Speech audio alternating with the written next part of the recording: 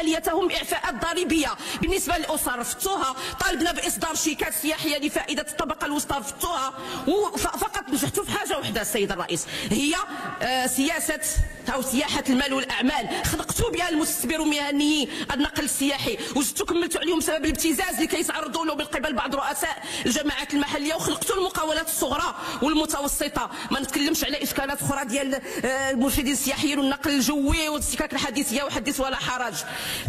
في الحقيقة في الأخير استوقفتني آية سمعتها، وهي بالمناسبة تتحدث عن الدواب، وكان الأفضل بقارئها تلاوة ما سبقها لأنهم مرتبطين بعضياتهم. لذلك سأختم بقوله تعالى: وإن تستفتحوا فقد جاءكم الفتح، وإن تنتهوا فهو خير لكم، وإن تعودوا نعد، ولن تغني عنكم فئتكم شيئا ولو كثرت، وأن الله مع المؤمنين. صدق الله مولانا العظيم. بالمناسبة نختم بنقطة واحدة. السيد الرئيس، بلادنا رفعت شعار نتلاقاو في بلادنا. بلادنا رفعت، راك تتصنت لي السيد الرئيس، راه تدير راسك ما كتسمعش، راك تسمع لي. بلادنا رفعت شعار نتلاقاو في بلادنا. طبعا انتم المسؤولون على قطاع السياحه، لا يعنيكم هذا الامر ما دمتم تذهبون لقضاء عطلكم في الخارج.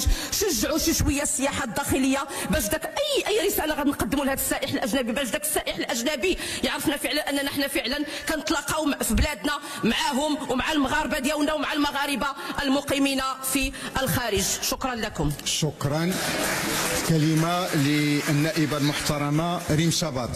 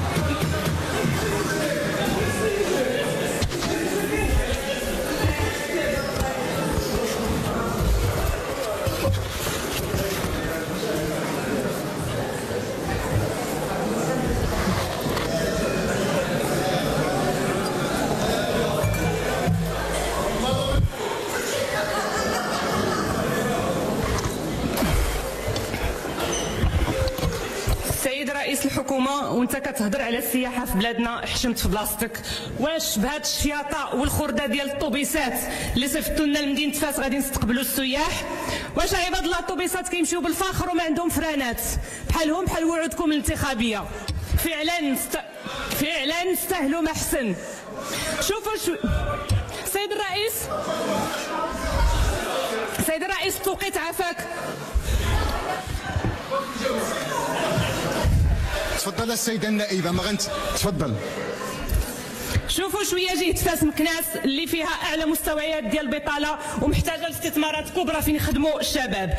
بغينا يا وزيره السياحه والسلفيات انصاف وادماج حقيقي للمرشدين السياحيين الغير نظاميين بفاس، والاهتمام بالسياحه الثقافيه والدينيه بهذه المدينه العتيقه. الزاويه التيجانيه قبب بني مارين نموذجا، وما يمكنش السيد رئيس الحكومه باي وجه كانت تقصى فاس من تي جي في. بغينا تكون عندنا عداله مجاليه بين مدن المونديال. المواطن والسائح كيتشكون تأخر المواعيد وغلاء أسعار تذاكر القطارات، والجالية المغربية بالخارج براسها كتشكى من غلاء تذاكر السفر عبر الطائرات والبواخر. المواطن كيخلص ضرائب مهمة، إذا خاصو في المقابل خدمات في المستوى وأسعار معقولة. الحكومة مطالبة بتشجيع السياحة الداخلية وتكون عروض وأسعار معقولة في متناول المواطنين وتشتغل على جميع المدن وما يكونش التركيز غير على المدن المعروفة. ومع الأسف غير البارح شكرا. انتهى الوقت السيدة النائبة. والسيدة النائبة انتهى الوقت. وهذا الديكتاتورية هذه.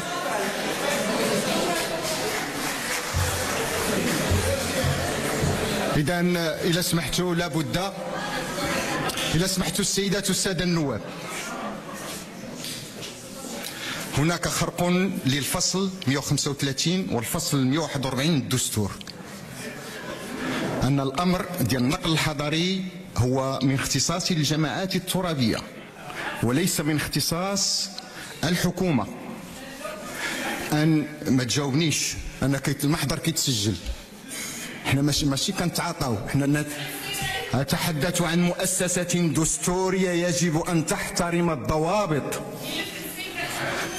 وهذه الضوابط نحن السيد النائب قدم جرد للجريدة الرسمية يدخل في إطار الاختصاصات ديال الجلسة التشريعية، أن نقدم أشياء لا تدخل في اختصاصاتنا، معنى أنه نتعدى على اختصاصات المؤسسات الأخرى التي ضمن لها الدستور الاستقلالية وطريقة تشكيلها عبر انتخابات. واحد فينا ما عنده الحق هنا داخل هذه القاعة، لا الحكومة ولا البرلمان، أن يتدخل في تدبير الشأن المحلي الذي خص له الدستور الفصل 135 و 141. سنعرض هذه الحالة على لجنة الأخلاقيات. النائبة المحترمة السيدة فاطمة التامني.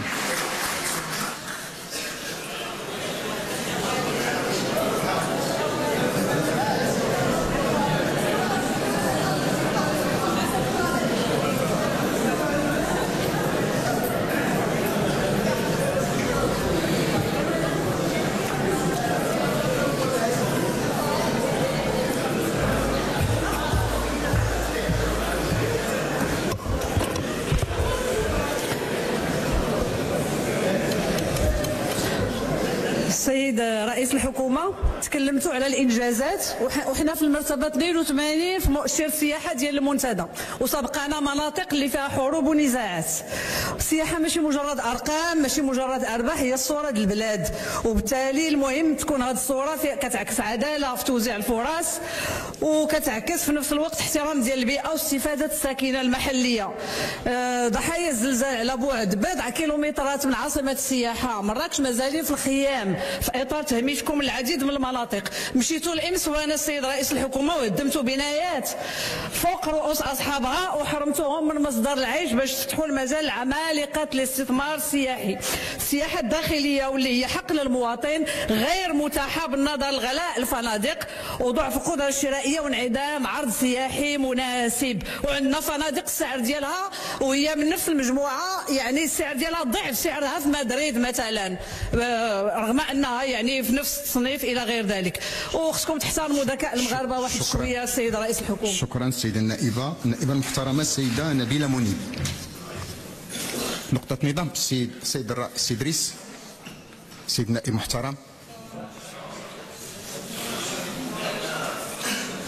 في هذه المؤسسه كنحترموا المؤسسات، السيد رئيس الحكومه مؤسسه، واطلب من السيده النائبه المحترمه تسحب حالا واحد الكلمات توجهت لرئيس الحكومه. حنا لن نقبل ان يوجه مثل هذا الكلام لرئيس حكومتنا ولو كنا في المعارضه. شكرا. السيده نبيله منيب. شكرا. السيده نبيله، السيده النائبه، قولها عطيتيني باش نديروها في المحضر، قولها في الميكرو باش تسجل.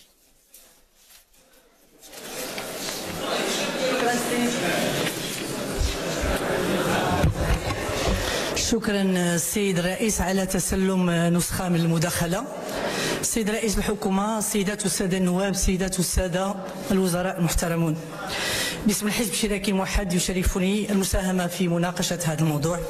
اولا لابد من استحضار السياق الدولي وتسارع الاحداث، حيث اننا نشهد نهايه مرحله وتنامي التوجسات من القادم، خاصه بعد تحالف السلطه والقوى العالميه العظمى وعمالقه التكنولوجيا وتكريس التوجه اليميني المتطرف والتنكر للديمقراطيه وضرب حقوق المستضعفين والمهاجرين وتزايد العنف وما يمكن ان يسفر عن هذا الفعل من ردة فعل وعنف مضاد. بالنسبة لبلادنا المغرب بحاجة إلى تصور متكامل واستراتيجية لبلوغ الأهداف حتى يصبح هذا المد التصاعدي مدا حقيقيا متواصلا، وهذا عبر مواصلة الإصلاحات الكبرى والقطاعية والحفاظ أولا على السلم والأمن لتحقيق العدالة الاجتماعية والمناطقية. شكرا السيدة النائبة. شكرا. الكلمة للسيد رئيس الحكومة.